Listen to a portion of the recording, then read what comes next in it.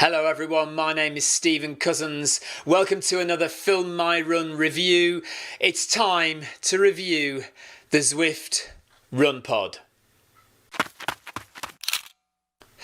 So let's start off with a little bit of history. Not long ago there was something called the milestonepod. Looked something like this. Looked exactly like that, in fact, because that is the milestonepod box. It looked like this, okay? That's what it looked like, the milestonepod. There.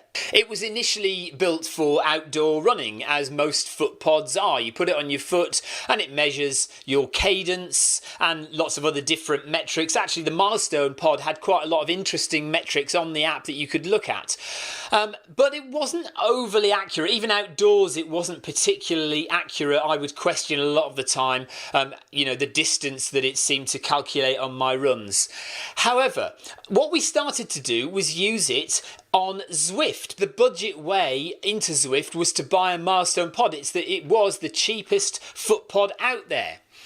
Zwift cottoned onto this and thought, this is a good idea. We can get a cheap foot pod for everyone who wants to run on Zwift, encouraging them to get on the platform. A good thing in anyone's book. So what they did a few months ago was Zwift bought out Milestone. So the people who worked for Milestone now essentially work for Zwift. And they produced the Zwift pod. So here is the Zwift pod. You can see it is very similar to the milestone pod. It's like exactly the same box, just a different colour, exactly the same looking pod, except instead of an M, it's got a Z on it. So the boxes, the kind of look of the whole thing is pretty much exactly the same. You can no longer get the milestone pod. So from now on, it is the Zwift pod. I mean, you might be able to get a milestone pod somewhere a little bit cheaper on eBay or something like that if you really want to, but why would you want to? Why not just get the Zwift pod, which is going to have better support, long-term firmware updates, hopefully it'll improve over time.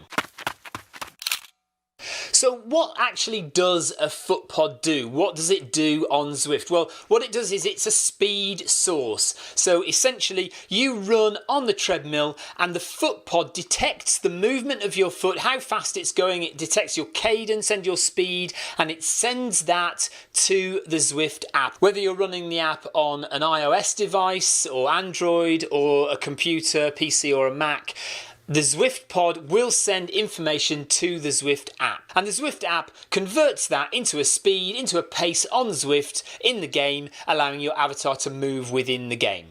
There are a variety of ways of getting your speed into Zwift. So you could have a really expensive treadmill that broadcasts direct from the treadmill to Zwift. Not many treadmills do that, but there are some that do.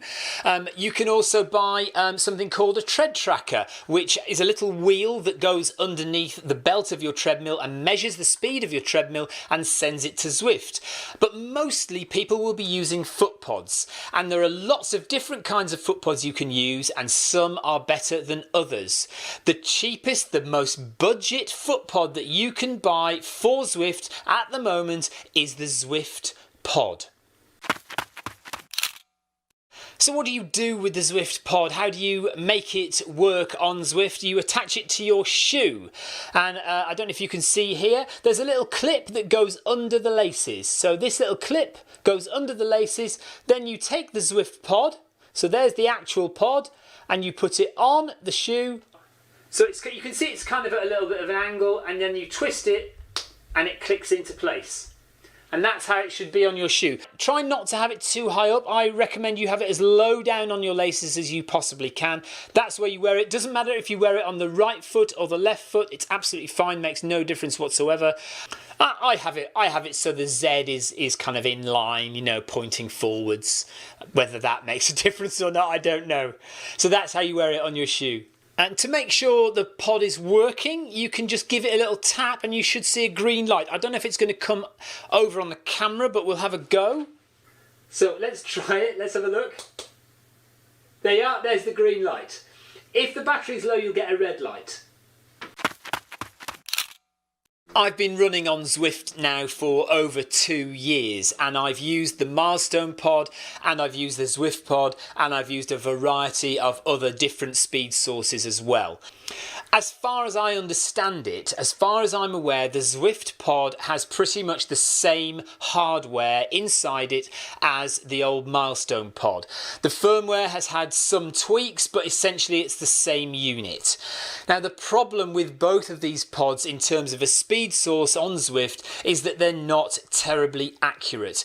Obviously, it depends what you're judging it against. You might have a really poor treadmill, so you've no idea whether you really are going at 10 kilometers an hour or not. But regardless of whether you've got a good or a bad treadmill, there are some fundamental issues with the Zwift Pod. So let's talk about speed in Zwift to start with. So the Zwift FootPod will work fairly accurately without calibration out of the box at around about 12 to 12.5 kilometers an hour. That's my experience of the Zwift Pod. So uncalibrated, out of the box, brand new battery inside. You can run on Zwift at around 12 kilometers an hour, and you know that you are doing around about 12 kilometers an hour. It's pretty accurate. However, below and above that, it's incorrect. So if you're running at 7, 8, 9, 10 kilometers an hour, you actually be going too fast on Zwift. So your treadmill will be saying 10 kilometers an hour, but on Zwift you'll be reading 10.5, 11 kilometers an hour. So the FootPod is running too fast on Zwift. If you go faster than 12 kilometers an hour, 13, 14, 15 kilometers an hour on your treadmill, say, the Zwift Pod will never get there on the Zwift game.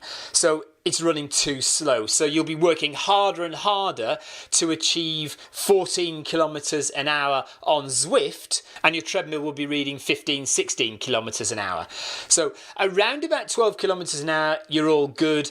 Anything below that, anything above that, the speed is not accurate. Not accurate enough for you to say, this is okay. You know, it's not okay. Now, Zwift has a calibration tool built into the software so that when you pair your FootPod, you click a little spanner icon and you can go to a calibration tool. And that is currently a 3-point calibration tool. So it will calibrate at a medium pace, a slow pace, and then a fast pace. And in theory, that should make your FootPod more accurate. Unfortunately, with the Zwift Pod, it doesn't seem to do that. Calibrating your Zwift FootPod using the calibration tool in Zwift, unfortunately, at the moment, doesn't seem to improve the accuracy of the Zwift Pod below and above a certain middle point. In fact, some people have reported that when they're trying to calibrate their Zwift Pod on the calibration tool, when it gets to the highest calibration point, it won't even start the calibration tool because the Zwift calibration tool is looking for your FootPod to at least be there or thereabouts the speed that it wants to calibrate at, but the Zwift Pod isn't accurate enough to even get there, so the calibration tool can't start. So some people are saying they can't even calibrate because the tool won't finish the job. So let's just reiterate this one more time. If you're looking to run on Zwift at one pace consistently, say you just want to do 10 kilometers at a consistent pace, then the Zwift Pod will do you just fine, pretty much. It's not too bad, actually. When you get running at a consistent pace and you stay at that pace, as long as it's not too fast or too slow, then the Zwift Pod is fine. But if you want to take part in some of the Zwift interval sessions, workout sessions, where you run very fast for 400 meters and then quite slowly as a recovery for another 200, the Zwift Pod is not going to handle that very well. The other issue that I know some people have reported are dropped connections. So the FootPod not even starting in the first, not being paired, or pairing but the avatar not moving at all within the game. So there are a variety of reasons why your FootPod may not connect properly. The number one issue is battery. Make sure that you have a fully charged or a fresh battery inside the Zwift Pod. The Zwift Pod takes a standard CR2032 battery. I just buy multi-packs of those and I try and put almost a fresh one in every run. I know that's not very cost effective, but if you want absolutely to make sure that you have a fresh battery in there, then just do that. To be honest, I have never, with the Zwift Pod, never had a problem connecting my Zwift Pod to Zwift. So every time that I put the FootPod on my shoe and load up Zwift, it is there in the pairing screen. Every time I start running, the Zwift Pod starts running. So I absolutely recommend making sure your battery is a fresh battery. Sometimes people say that taking the battery out and then putting it back in again kind of resets everything, and after that everything's fine. Also, Bluetooth issues. Please make sure that you do not have any other Bluetooth devices trying to steal your Zwift Pod signal. Bluetooth devices can only have one live connection at a time. So if your Bluetooth FootPod, if your Zwift Pod is connected to another app on your phone, for example, the Zwift app won't be able to see it. So make sure no other apps are stealing the Zwift Pod connection. Also, do try and make sure that your Zwift Pod and the device that you're running Zwift on are not too far away. The Bluetooth connection is fairly strong, so 1 or 2 meters should be fine, but it's always worth just making sure that you've double checked that. As always, make sure that you have the latest firmware. The Zwift Pod can now connect to the old Milestone app, so go to your device, download the Milestone app, and your Zwift Pod will connect and will update the firmware, so you can make sure that you've got the latest firmware on your device. And as time goes by, the firmware will be updated and will be improved. So fingers crossed we will get updated firmware which will address some of these accuracy issues within the Zwift game. The thing is, you are never going to get the Zwift Pod to be as accurate and behave in the same way as a FootPod costing 8 times as much. The Stride FootPod is $200.